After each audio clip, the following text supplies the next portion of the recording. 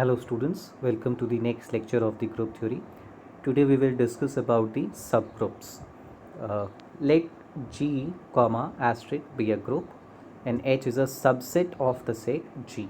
Then H comma asterisk will set be a subgroup if of G if H is in itself a group.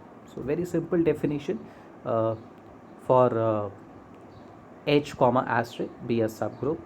The H comma asterisk has to be a group itself, and for example, let's say the multiplicative group. This is the example number 1. The multiplicative group 1 comma with the operation is a group of the multiplicative group is a subgroup. Let's see the second example. It will be more clear with the second one. The additive group of even integers. Additive group means the group with the set of all even integers, and operation is the addition, that is plus. This is a subgroup of the additive group of all integers. So here the group is additive group of all integers, the set is of all integers and the operation is addition.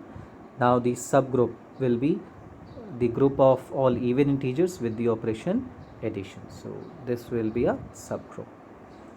So let's talk about a few theorems on the subgroup. 1. The identity element of a subgroup is the same as that of the group. So same identity element which is of the subgroup will be of the group also. Let's say in the example 2 in the above, additive group of even integers and additive group of all integers. So what is the identity element for the additive group of all integers? Obviously it will be a 0, right? And similarly in the additive group of all even integers, again the identity will be the 0. So the identity is always same as of the subgroup as of into the group. We can also prove this.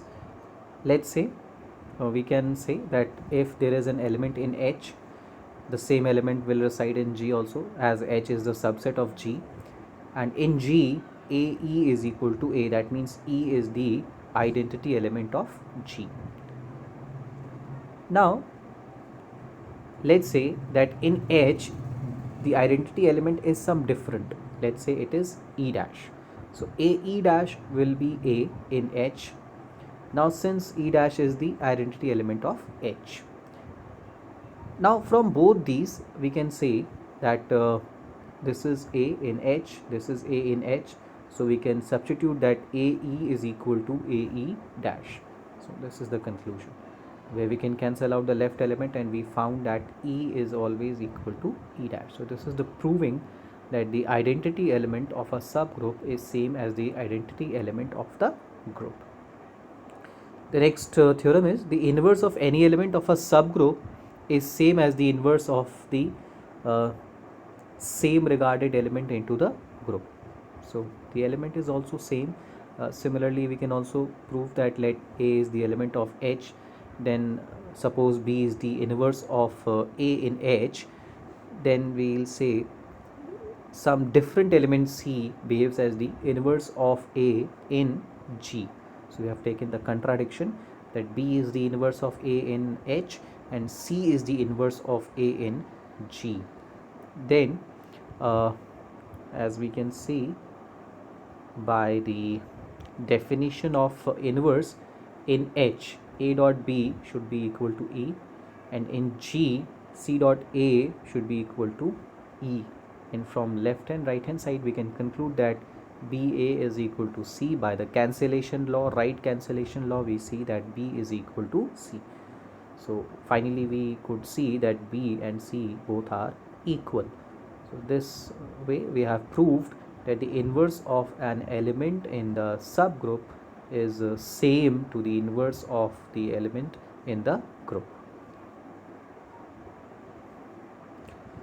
So these were the two important theorems related with the subgroup.